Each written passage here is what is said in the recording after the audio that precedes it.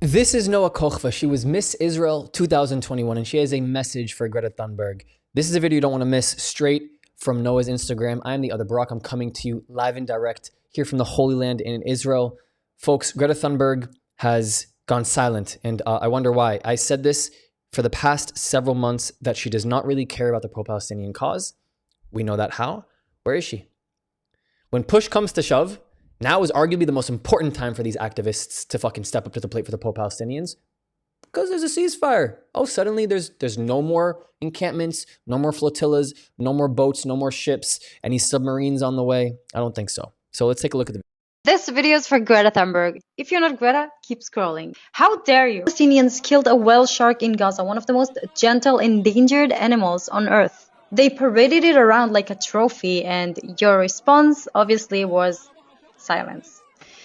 We know why, Greta, because it's Palestinians, so it doesn't fit your narrative. You won't say anything about Palestinians hiding weapons underneath their children's bed, cooperating with Hamas's terrorists, hiding Israeli hostages in their houses. Palestinians get a Greta pass on everything, even murdering a wild animal. Greta, I thought that you are for the environment, but we all know what selective outrage looks like.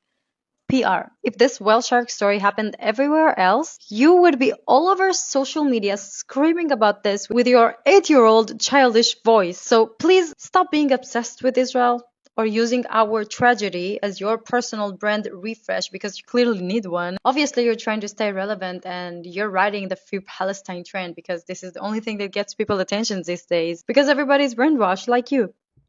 She's right. And what I've been saying for a very long time is that Greta was itching for some fame. And boy, oh boy, did that girl get some fame. Woo! She was riding the wave, bro. Greta was, every time that I open my timeline, my feed, X, Instagram, YouTube, Snapchat, fucking somehow her face was on my Discord channel. I don't know how it landed there.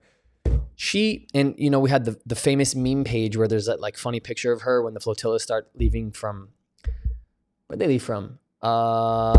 Africa and Spain. I'm drawing a blank. Doesn't matter. I'm having a literal Greta Thunberg moment. Tunisia. And she was everywhere. But guys, as somebody who has, not me, but as somebody in the world who has stood up for the pro-Palestinian movement, isn't it a little awkward now that you guys you're not doing what you were doing before?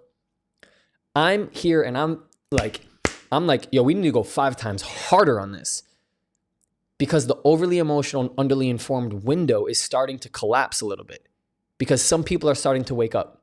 And now is the time where Israel advocacy should be like frequency, turn that shit up. Because there are people like Greta who was the leading movement. I mean, this woman was fucking diving in here, coming in on every angle, every news interview, every platform, every whatever. Social media, her face was plastered all over the internet, and she's gone. There for a moment, go back to my videos. I keep saying this over and over. Please go back to my videos. And I said there is a shelf life to this humanitarian movement by people who don't care about it. You can sniff it out like this. It's obvious when you can look into somebody's eyes. You can look into somebody's eyes and actually literally ask yourself, does this person really care about what they're advocating for? Care, bro. You can tell when you look into somebody's eyes. You don't have to be Democrat, Republican, right or left. You don't have to be from some specific place in the world.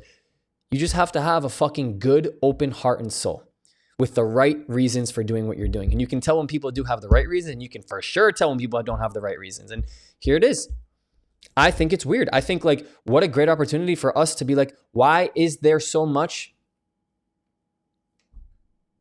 Because the people that should be feeling it the worst, which is this is the bottom of the barrel, are the Palestinians. The Palestinians had themselves 2 years of media footage from their biggest supporters and fans across the ocean that have now moved on. They have moved on. They have taken off their fucking cloak, and they have moved on they have gotten a new wardrobe, new socks, new pants, new shoes, new banners, new social media, no more watermelon in their emoji. No more watermelon emoji in their bio. They've moved on, bro. They don't care. That is the worst part about the stain that this movement's going to leave. because there's receipts about this. What are the history books going to say? That they were still here in October 2025, 2026, 2020? They're gone. They're irrelevant.